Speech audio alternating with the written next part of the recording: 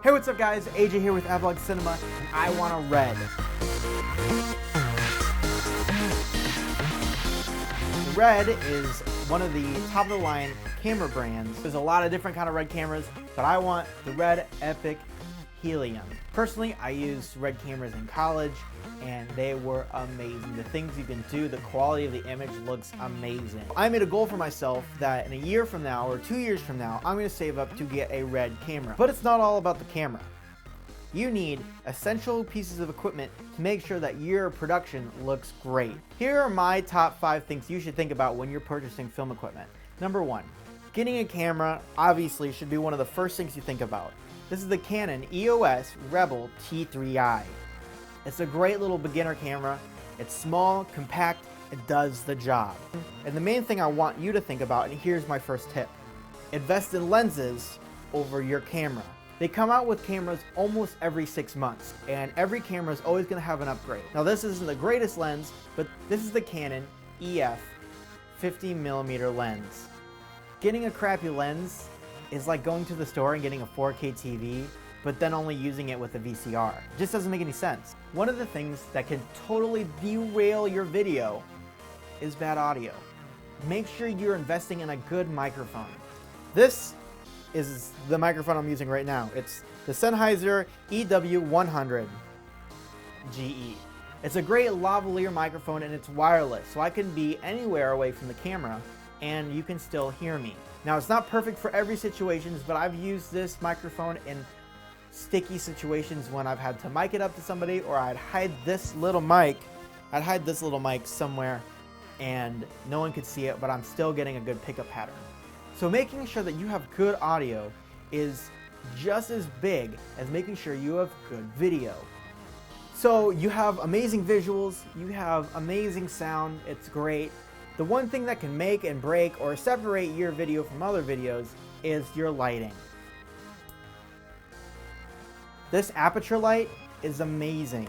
It runs either off of a camera battery or AA battery. It's also dimmable and it's dual colored for temperature. This is white, this is yellow. So the next thing on my list is different. It's probably something you're not expecting. Make sure when you're getting film equipment, you're investing in a good tripod. If you had a baby and you put it in a plastic play stroller, do you think that would work? Probably not. In the same way, you don't want to put the $400 to a $4,000 camera on some really chintzy plastic tripod. You're not going to be able to get the movements you want, you're not going to be able to get a sturdy shot, you're not going to be able to do a lot of the things that a good tripod does. Pro tip, when you're getting your tripod head, make sure it's a bowl mount. That will help you when you're shooting outside or on uneven terrain.